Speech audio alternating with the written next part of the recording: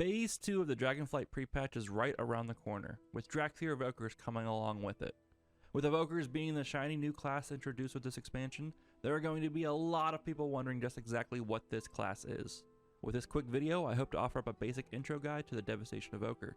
This will not be a deep dive into the talent tree or what the optimal rotation is or anything like that. I aim to quickly talk about the key abilities and some basic interactions the spec has. This is for those who want to try out the class but don't want to sift through a 12-page guide or a 30-minute long video. However, if you plan to play Evoker long term, I highly recommend those resources. Devastation Evokers are a mid-range caster DPS spec. I say mid-range because the maximum range on most of their spells is 25 yards. Evokers use mana and a resource called Essence to cast their abilities. Essence regenerates over time, however, as a Devastation Evoker, you can receive an Essence Burst, which gives you a free cast of one of your Essence Spenders. We'll get into those shortly. Evokers are also treated to a new style of spell casting being introduced to World of Warcraft, empowered spells.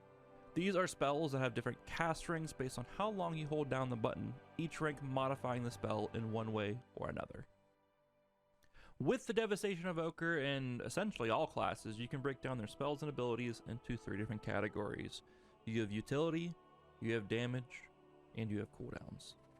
First up, we're going to go over our utility spells. I know they're not sexy, I know they're not awesome looking, but they help us stay alive and keep the group alive, which is most important in everything. You can't do damage if you're dead. So our first utility spell is Obsidian Scales. It's our big defensive cooldown. Reduces all damage we take by 30%, and it's absolutely crucial to use to prevent dying. Following Obsidian Scales, we have Quell. It's our interrupt. It's our ranged interrupt. It can come down to 20-second cooldown if you're spec'd properly. Now, some may consider interrupting enemies as advanced gameplay, but it really isn't. It really should be part of that basic gameplay kit. Because plain and simple, if you don't interrupt enemy spellcasters, you and your party could most definitely die. And the last notable utility spell I want to highlight is Hover. Hover allows us to fly and cast spells while moving. It doesn't work with empowered abilities, however, and really only affects our Disintegrate and Living Flame spells. But it's awesome. It works as a dash as well. It gets us out of some crappy situations, and it lets us move around the battlefield while still being effective damage dealers. Now that we know how to keep ourselves alive with the not so sexy utility spells, let's get into the meat and bones of the Devastation Evoker spec. Let's get into what we want to play here for, which is the flashy damaging abilities. We can break these down into 4 different categories. We have our empowered spells, we have our essence spenders, we have our DPS spells that have slight cooldowns on them, and then we have our filler spells. First, we're going to go over our empowered spells. On the list first is Fire Breath. It's an empowered spell that does initial fire damage and leaves a dot on your targets. At its lowest rank, it does less upfront damage to your targets, but it leaves a longer dot on them. And at its max rank, it does massive upfront damage, but it leaves a shorter dot on your target. The damage is the same no matter what rank you use, it's just how it spreads that damage out, whether it's going to be upfront or through the dot. Our second empowered ability is called Eternity Surge. It's a spell that can hit up to 8 targets based on what rank you use it at. At its lowest rank, you can hit up to 1 or 2 targets depending on how you are spec'd, and at its max rank, you can hit up to 4 or 8 targets depending on how you are spec'd. Now, with Eternity Surge, a common misconception is, oh, if I crank it at max rank, I can hit 1 target 8 times. That's not how it works. If there's only 1 target in range, only 1 target will be hit no matter what rank you use of Eternity Surge. So just keep that in mind when you're cranking up the ranks of Eternity Surge. After our empowered abilities, we have our essence spending spells. First on the list is going to be Disintegrate. You fire off a Godzilla-like laser from your mouth for 3 seconds, channeling it, and it's best used in single or 2 target situations. After Disintegrate, we have Pyre. You hawk a Lugia fire at your target, doing damage to them and all enemies around them. You want to use this when there's 3 or more enemies grouped up. On to our DPS spells that have slight cooldowns on them. First up is Shattering Star, where you hawk a Lugia Vice at your target, doing damage to them and increasing the damage they take from you for 4 seconds. This is best if you follow it up by an Eternity Surge or Disintegrate. After Shattering Star, we have Firestorm, where you call in a fire storm. This spell is sick if you have a tank that won't pull all the enemies out of the spell radius. And to be honest, good luck with that, because tanks like to move away from anything that us AoE dealers put down. And then we have Deep Breath. Fly upwards to 20 to 50 yards away, spewing volcanic lava onto any enemy below you along the way. Just be careful, even though you are in the air and flying, you can still get affected by ground effects and any enemies that are on the ground that are trying to hit you. And our last grouping here is going to be our filler spells.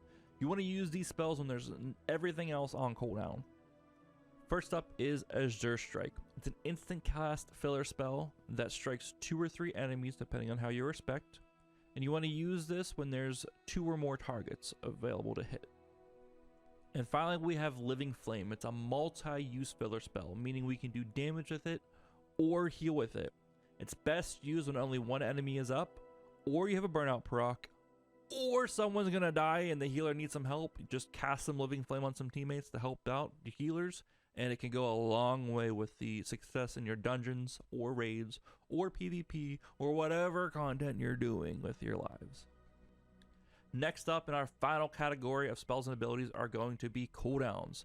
First up, we have Fury of the Aspects. This is our Bloodlust, our Time Warp, our Drums, our whatever else you want to call it, because there's so many different abilities that do the exact same thing. This is our version of that. Next up, we have Tip the Scales. It makes your next empowered spell instant cast, and it casts it at its max empowered level. Ideally, we use this with Eternity Surge, but if you want to use it with Fire Breath, live your best life. And finally, we have Dragon Rage, our DPS cooldown. There's so much I could go into about this spell and how it works with so many different other talents and all that stuff, but that's not what we're here for. I'm just going to go over the basic skill itself. Dragon Rage. Launch a pyre at 3 separate targets, essentially dealing massive AoE damage if they're grouped up. While Dragon Rage is active, hitting an enemy with Azure Strike and or Living Flame grants 1 stack of Essence Burst, which gives us a free Disintegrate or a free pyre. Use that info as you will. Talent builds. This is a basic guide. I'm trying to keep it short and sweet as much as possible, and if I were to start talking about talents, this would turn into a 45-minute video.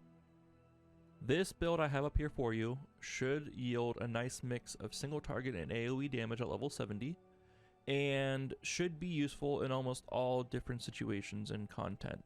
Once you get used to the class, once you play the Evoker class more, definitely experiment, move points around, see what works best for you, do a deep dive into the talent tree, see what works together, see what doesn't work together, and you can definitely eke out a lot more DPS, but this is what I have found to probably be the best all-around talent build once you hit level 70.